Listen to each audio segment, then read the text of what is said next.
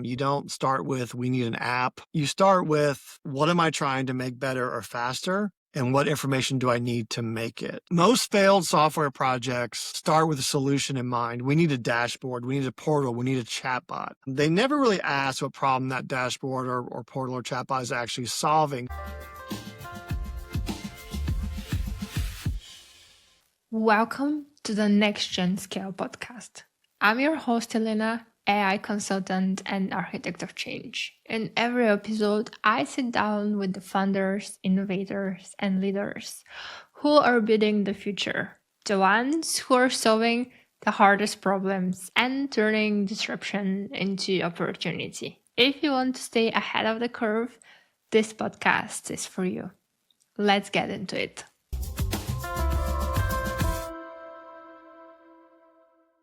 My next guest has spent 20 plus years leading engineering, and today he splits his time between FM, the AI first consultancy he co-founded, and working as a fractional CTO for growth stage companies that need senior technical leadership. Brian Fletcher, welcome to the podcast. Hi, Elena. Great to be here. Thanks for having me. You work with many big companies. What made you leave the big agency land and start your own company, FM? I think it was a number of factors for me. I spent over 20 years in the world of digital agencies working for world-class brands. But I think that when I left my last company in 2024, I was really seeing this wave of AI enter into the world of business. And what I see in the agency world, or what I've seen throughout my career, is, great work, great talent, but the model of an agency model delivering services for clients, it just has too many handoffs. So the strategy team starts the engagement, does a lot of great thinking. They hand off to design team. You get some fidelity loss of understanding of why we're building this. Design spends a lot of time with the client, and then we get into the development process. And it's just all of these, every single handoff degrades quality, degrades understanding. It dilutes, and it's really this game of telephone. And I really feel that AI is an opportunity for us to fix some of those process challenges. And so having smaller teams work together has always been the goal of mine throughout my career. I was like, when can we start building as soon as possible? Whenever I had those long timelines of a 6 to 8 month project where I was seeing this fidelity loss along the way, it just frustrated me. And so I see an opportunity to really reinvent that agency or consultancy client relationship. I think we can deploy a small senior team directly with the clients and have them work very closely with them, work in very fast iterative cycles. And like I said, ultimately just building as soon as possible, because I always say, when you go through a long process to build software and you launch, it's not the end, it's the beginning. And especially as an agency where sometimes you're handing this stuff off, you think, okay, great, I finished everything, I'm done. If we're able to accelerate this build process and really change the way we think about building from a process perspective, I think that's a really golden opportunity right now. So, I did not leave agencies because I was tired of them. I love working with clients. I love doing great work with really smart people. I left because really the economics, finally let me do the work the way I think it always should have been done. And I'm excited every day on how quickly our teams can move at FM and how we're kind of purposely breaking some things in the pursuit of a new way, a better way, and hopefully a stronger outcome and result. You're also creating a lot of content. One of your articles is about the SaaS league. Yeah. That teams replacing existing tools with custom builds. Yeah. And what is the scale here? Are we talking about a handful of brave teams, or is this already a wave? Yeah, it's a wave and it's accelerating is the short answer.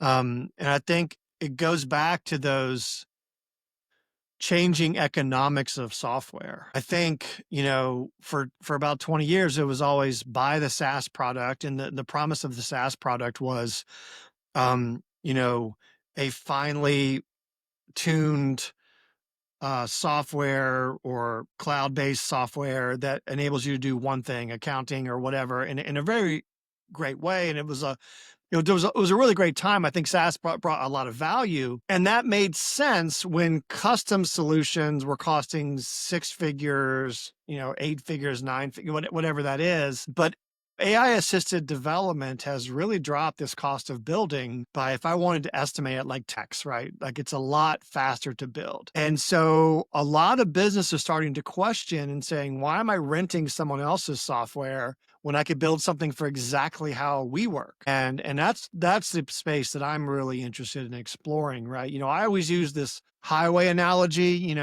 whenever they widen a highway and add more lanes, which happens a lot in the United States of America, maybe not as much in Europe, but in the US, we like to widen our highways and have 10-lane highways, 12-lane highways. And I will tell you that whenever you widen the highway, traffic does not get better. It somehow just seems like there's just more traffic. And so I think the same thing with software. We're kind of widening the highway, so to speak. And what I think that's going to do is promote more software being delivered in a custom solution and way. Highway analogy, right? So I think it's going to promote more software being delivered. And I think it's really exciting. I think it's still being tested. I don't think SaaS is going to 100% go away. I still like these systems of record. What I think will happen, it's a theory, that we'll build more connectors, intelligent connectors within these SaaS systems. And that might be a way forward. We built at FM, we built our own, what we call our operating system, and it really connects our CRM, our project management tools, our meeting notes, our, a knowledge base and all this stuff. And it enables us to really rethink how we work internally. Those systems of record still exist. I'm just not working in them as often. I think if a company goes down this road of custom software and starts to rebuild their CRM, I think they kind of got it wrong, because if you rebuild your CRM, you have to maintain a CRM. And so I think a better approach is to leave these big rock systems. Now, some of them may be replaced, but leave most of these big rock systems and build something between and kind of above everything. I think it's a really interesting time as that plays out. It's still being played out in real time, but you see it in the news reports about the valuations of SaaS companies are really being hit right now, because I think everyone's feeling that, The business world is in transition right now. Yeah. See, due to AI, our positions disappearing and a new position being opened. From your experience, the needs of businesses also changing right now. It's a really interesting time. And what I would describe it in is something that I know best, which is product teams that design and build software. And so in that world, the roles are the lines between the roles seem to be eroding, and you have a really strong product manager or product strategist who can build a working prototype, test it, get really a lot accomplished, a lot tested, getting user feedback from that without involving anybody else, no engineering team, etc. So that's something that just wasn't possible, I'd say 18 months ago. So that's a really interesting time where those, like I said, those lines are eroding between those roles. And I think everyone in the product discipline, whether that's engineering, user experience, design, strategy, product strategy, everyone is wrestling with that right now. I believe that when we come out the other side of this, I think you'll still have those people. I just think that their job will fundamentally be different. And it's going to sort itself out, but I still believe there's going to be a person who wears the hat of an engineer and deals with potentially new problems, or they get pushed into a certain area of the stack, whether that's architecture or scalability or whatever, or maybe even building intelligent systems or tooling to help the team deliver stronger. And maybe product goes a lot further down the engineering path. So I think the lines will change, but someone will wear the product hat, someone will be advocating for the user. Some will be making sure that it is a resilient solution that really survives, production environments and stuff like that. So I hope that answers your question. It's like it's new roles or not. Now, I do think that there's going to be roles like head of AI and other things that help the companies make sense of it and potentially have this single threaded owner who can really keep track of everything, different initiatives. But I don't know. I think that the actual roles of the people at the company, the way they do their job will fundamentally change. And I think there'll be less of them sometimes, to be honest, because you can scale somebody with AI so much further. And it's really interesting how that is sorting out in real time. Absolutely. Continuing the topic with the different roles when it comes to AI, what is the best way for people who want to start a career in AI, for example, as an AI engineer, to start learning and educating themselves about AI when everything is changing so fast right now? Yeah, yeah. I think it is a fire hose of change that's coming at all of us at once. I mean, everyone is feeling it. Everyone is feeling the chaos of the moment. A lot of that is just the hype cycle itself. We're being bombarded by news stories, some of them very sensational in the headlines and what they say about massive job loss. And so people are scared in a lot of ways and intimidated.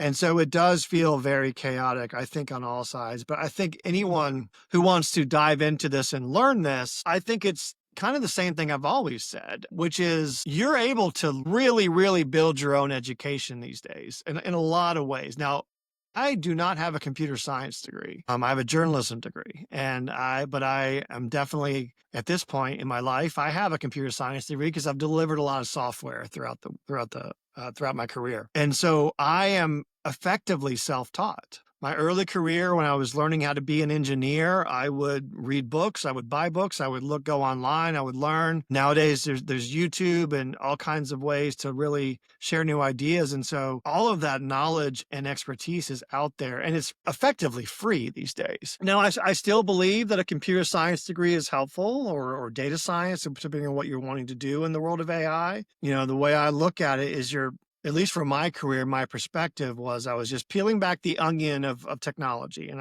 every layer, I was learning something new. And that has been consistent throughout my career, which is just constant learning has always been my career. That's what I want. If I get someplace and I don't feel like I'm being challenged or I'm learning anything, I get very uncomfortable very quickly. And so that's been the consistent throughput in my career, what do we call it? I can't talk today. Through line through my career, which is just always learning, pushing myself, learning from others, teaching others. And so I don't think that's really changes in the world of AI. And like I said, there are people who are naturally technical, or not naturally technical, but who enjoy the technical side of it. There are others who do not as much. And I think everyone will find their way through this.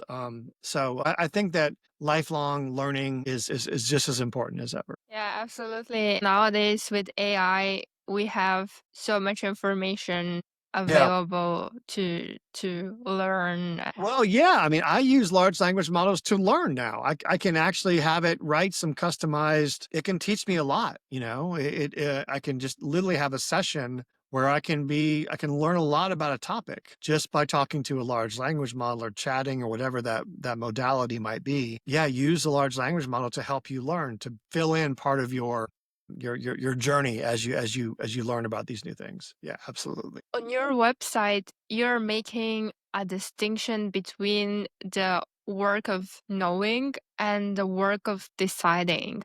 Yeah. Can you break this down? What does AI handle well, and where does it still completely fail, and Yeah. then human execution is needed? Yeah, I mean, I like how we came up with this idea of the work of knowing versus the work of deciding was as we were building our own operating system, we built our own internal knowledge base. And that knowledge base was largely made up of kind of the DNA of our company, who we are, what we believe in, what we do, what our services are, what, everything we could think about who we are and what we want to be to the world, we documented. We wrote it down in markdown files. And when we put that in a system where the AI could read from it and write to it. So that's kind of our knowledge base as the OS. But it kind of occurred to us that there is this distinction. And so what is the world of knowing, or the work of knowing, is gathering context, researching, compiling, formatting, like synthesizing information,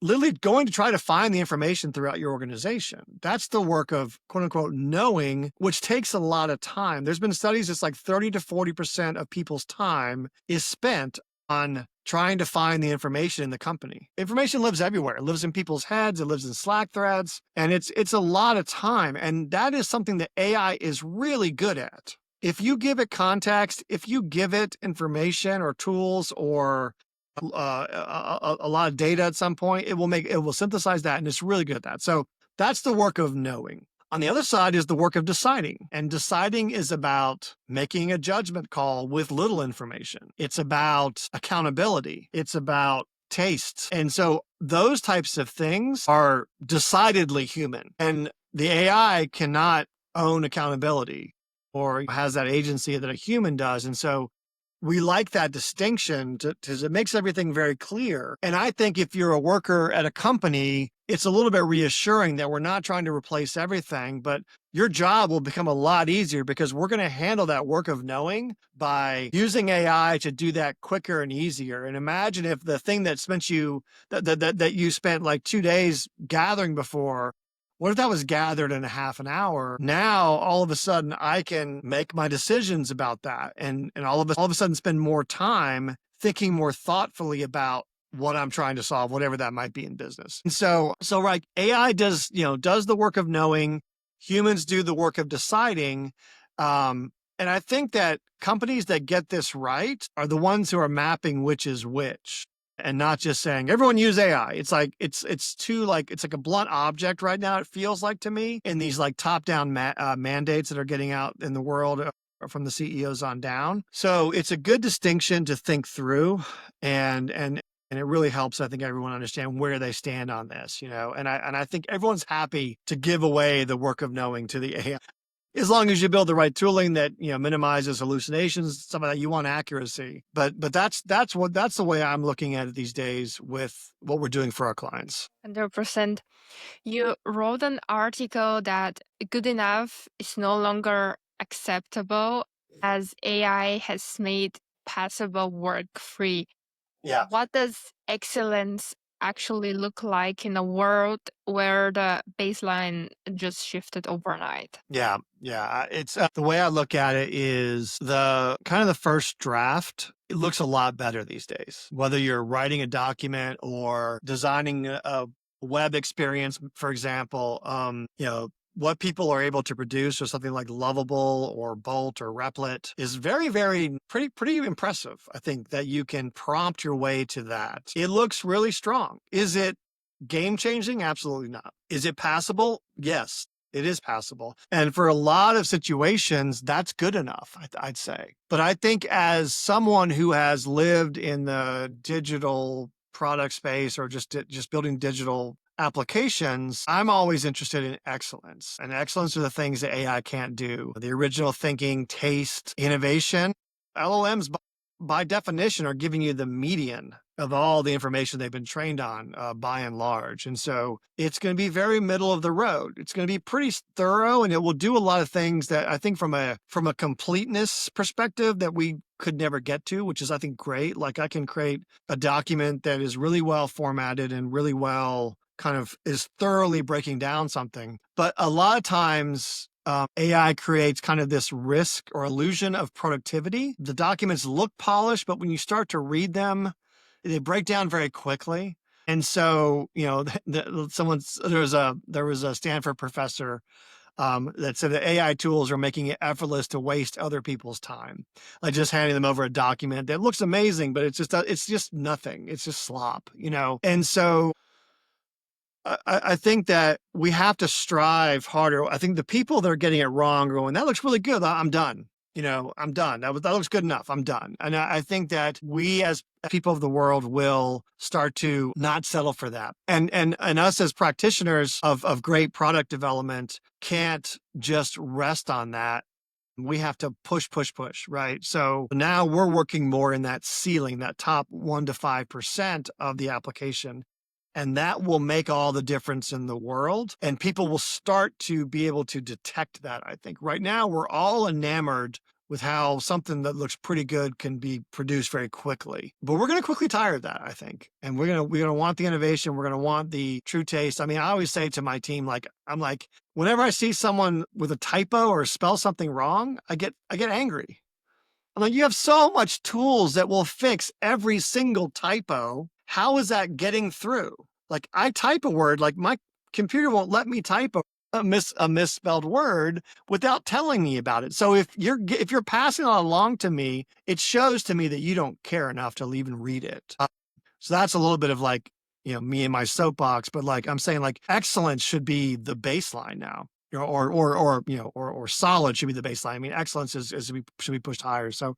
So anyway, so that's what I mean by good enough is no longer acceptable. We need to push higher. And me as someone who's in a services industry, I know that very quickly clients will stop coming to me if I'm not pushing that bar because they can just do it themselves. Excellence is still a very human skill. And here I can think of the 80-20% rule, where 80% of the result comes from 20% of the Yeah. of the work, and this is actually what AI can achieve. But then the other 20% that actually like come from 80% of the work, what create this excellence level, is what will be very valuable in the next years as more and more people start using AI. And then we need to level and to achieve higher levels of excellence as humans. Yeah. Where do you see the consultancy model going in the next 3 to 5 years? Are most traditional firms going to survive this transition? Yeah, I think most will not survive, at least not like in their current form. The traditional model is billing for people in hours, selling people in hours, right? So like that's the model. So your success is utilization rate, your headcount growth. And AI really destroys that model. I do think that small firms like what FM are doing, and there's a lot of us out there, the ones who are AI first companies. I think people will be surprised at how far up the chain we'll be able to go. Uh, because I always say, like, the big firms, the big consulting companies, like, the Accentures of the world or whatever, it's not like they don't have the talent. They have very talented people. They don't have the business model for it. Because once again, the business model was people in hours and senior reps, and then you had the offshore teams delivering. And I just think that the entire economics of it has just changed fundamentally. And I see it in the market. I see mergers and acquisitions and agencies closing and consultancies closing. And it's a very chaotic time. And so I think that, it's going to be interesting over the next couple of years as that really sorts itself out. But I do think that the small firms are going to win out in the short term, and they'll figure out. I mean, there are smart people at the big consultancies, so I'm sure they'll figure something out. But it's going to be very disruptive, and I don't know how they're going to get through it. And I think, but like, what survives this are firms that sell outcomes, not hours. Firms that really have prided themselves on their expertise and judgment, not just the execution.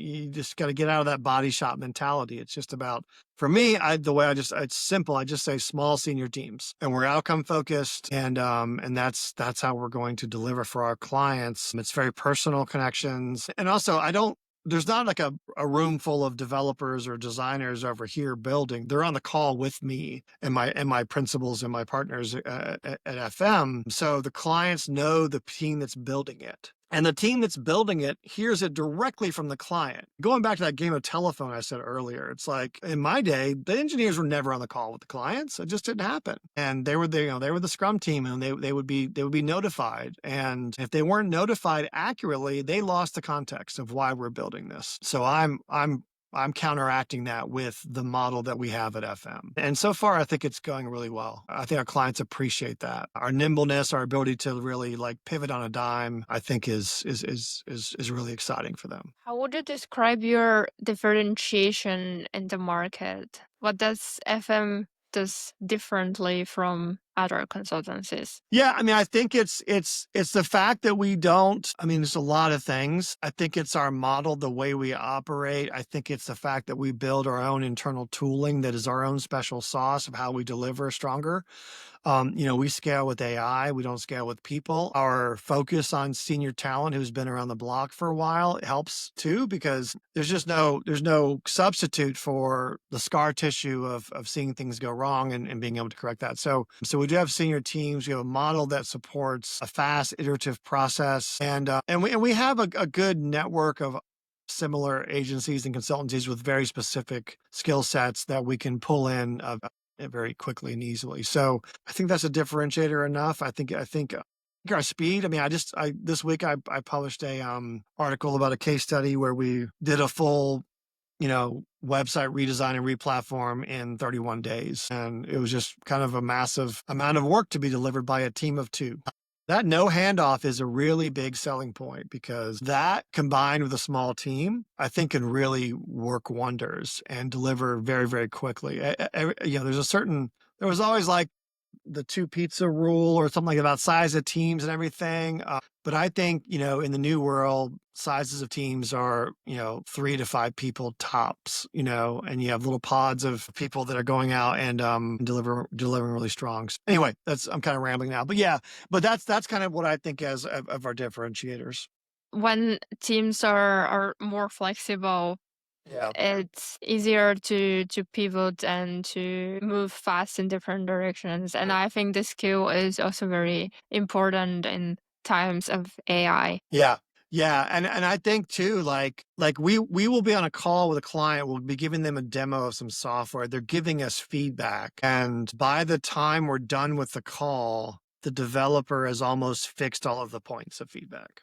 Like in real time, we're using Claude Code, and he's chatting with a large language model to build software, and we have tooling to give us kind of confidence in our solutions. But when we're moving that quickly, and on the next call, it's already it's been addressed for a week. That's a big difference, right? A lot of times it was like, okay, cool, we'll capture your feedback, we'll go document that in the backlog, we'll assign it to the developer, we'll go down that process, and we'll see you in 2 weeks.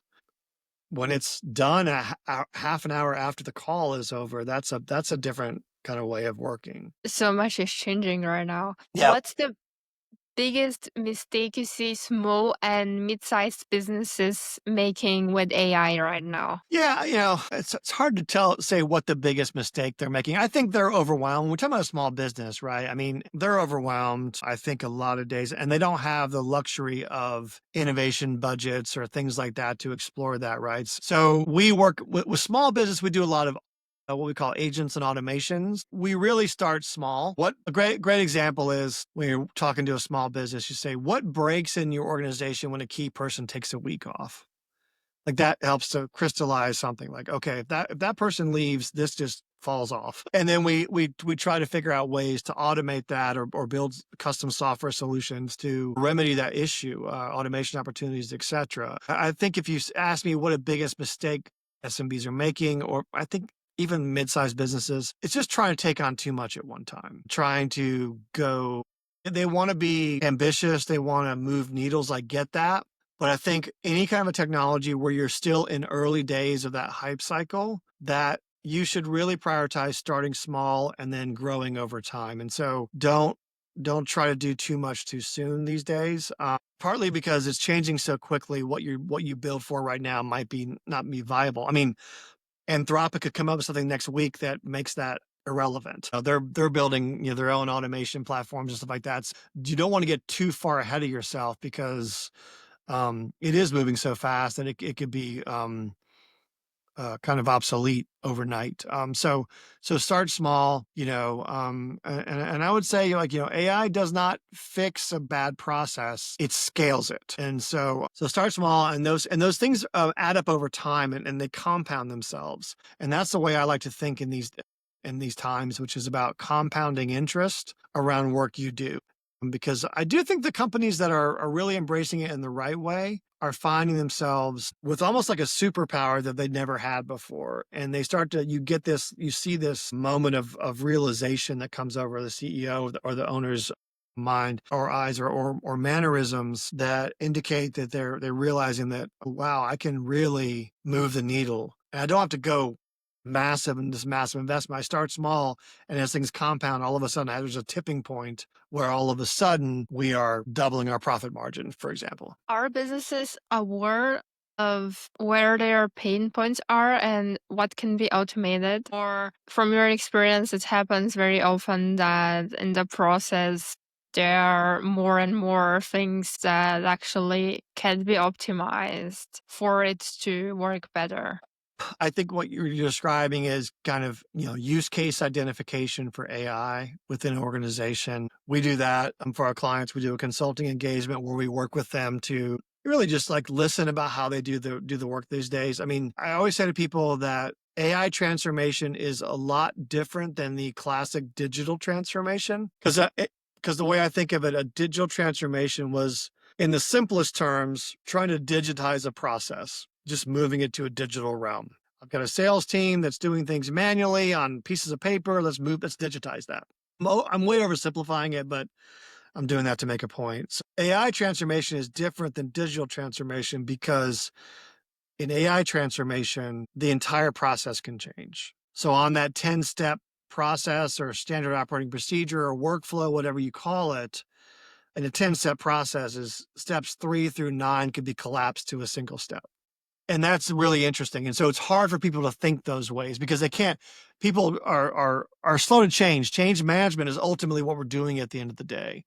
And so if we're talking about use case identification, we look for things with high ROI, returns. We start small. We connect a couple systems with the workflow, but ultimately we say what would move the needle from a revenue perspective as quickly as possible.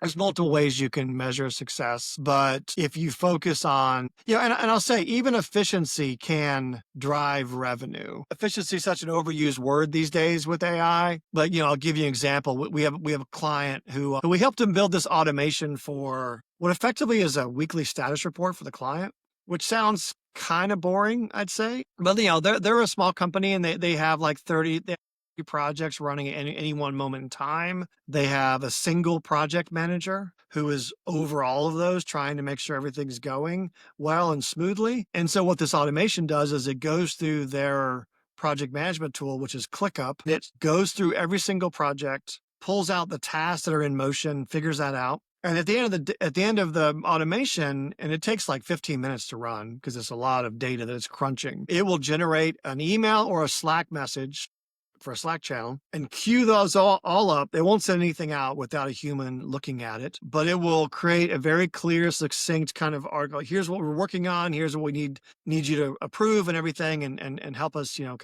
us move forward. So it makes the client feel like you're on top of it. You're giving them a weekly status report. But more importantly, for my client, it unblocks them. Because a lot of clients were unaware that there was a decision that was on them that the team was waiting on, right? So it pings them to unblock that decision and remind them that the team has been waiting on that. And that drives revenue. All of a sudden, money is flowing through much quicker because all of a sudden that project is running more efficiently. We're able to complete faster and basically invoice more quickly. So that was an efficiency play where we do the automation. And could that project manager do that? Yes, it would take them 2 to 3 hours every Monday. Now they wake up Monday morning, it's ready for them.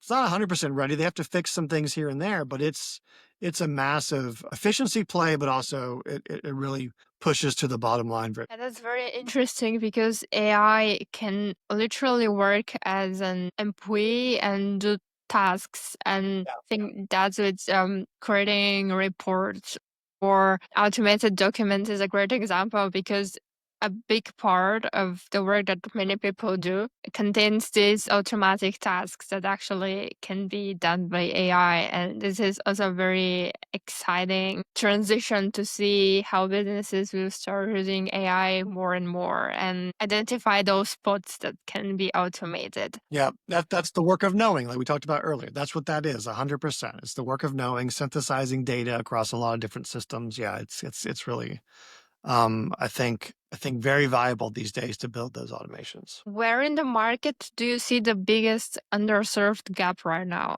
The problem that nobody is solving yet? I think the mid-market companies like 50 to 500 employees that are kind of too big for some of the off-the-shelf tools and too small for some of the enterprise AI budgets.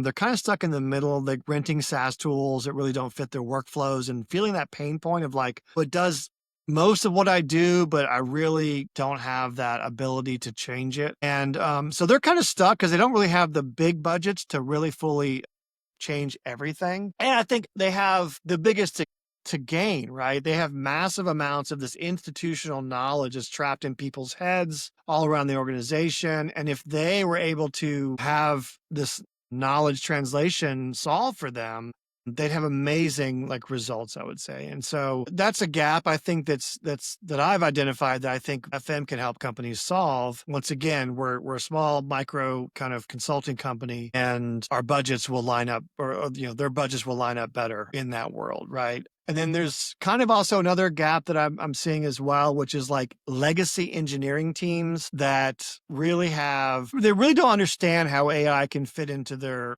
new software development lifecycle. They really need someone who can help them kind of evolve their teams, right? And that's a big market, I think. And that's where I go on the more fractional CTO side, is come in and looking at an engineering team and really help advise them on how best to leverage AI to deliver stronger for their projects and their internal initiatives, right? So both those kind of are in that mid-market area. It's a little too small for McKinsey, but it's like, I think it's right for a consulting company like FM. What does FM look like in 3 years? What does a growth mean for a consultancy build the way you built this one? Yeah, hopefully it's bigger impact, but not a bigger headcount. Yes, we'll have a bigger headcount, but we're not trying to grow through headcount, as you can probably imagine with what I've said already. We've always designed to scale through systems and AI, not through hiring. So, I'm working with engineers. How do I scale them? How do I keep that same engineer and have us confidently deploy them to more client projects? So like almost imagining a kind of a Minority Report situation where they're just really like babysitting multiple agents to help deliver work very, very well. And so, so we're going to grow with our impact. So can we serve more clients with the same amount of people? And then slowly add people over time. So it's like clients served per person. And then I think going back to the idea of compounding information, like we have this knowledge base, which is a documentation of who we are, but also an evolving documentation of what we've delivered. And so when we do something for a client, we can memorialize that in like maybe a custom Claude Code skill that we can take them to the next engagement. So as we collect these artifacts over time, and this is something that I've seen throughout my career, which is the agency teams were like building for the client. By the end of the project, we had eroded our profit margin. So it was about getting it done as quickly as possible.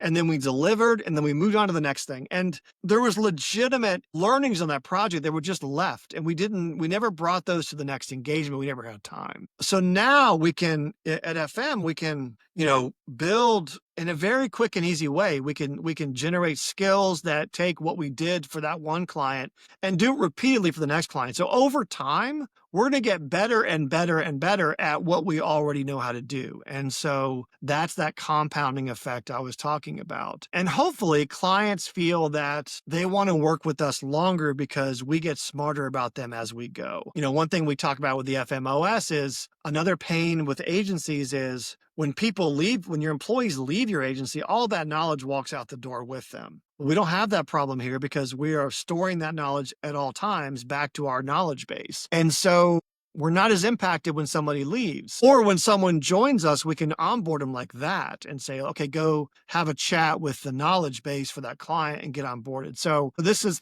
what I'm seeing in the next, 3 years, is us really having those compounding effects of the systems that we're building. That's super important, like building systems and knowledge bases for companies so that Oh, they can great. That's awesome. operate in Yeah. a sustainable way. And we're reaching the last question. Okay. If a business owner listening right now has never built custom software before, what's the single first question they should ask themselves before spending a dollar? Yeah.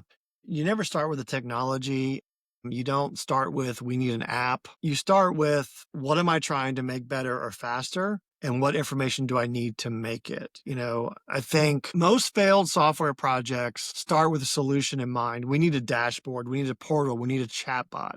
They never really ask what problem that dashboard or portal or chatbot is actually solving. So if you can't really articulate that, it's going to fail when it comes out the other side of the software development process. So it might look great. It might be, what was asked for and delivered and, in a nice bow and given to them. But it was very, like, they skipped to the solution. They didn't really think back to, what am I really trying to solve? Right. So you really start with processes. You start with problems please don't start with a problem with a solution in mind. Just clearly state the problem, and then let your partner help you solve it, help you figure that out, and because I think sometimes the solution may surprise you. And so it always goes back to the anti-technology question, right? Like what's the, what am I trying to affect? How can I make a smarter, faster, better decision?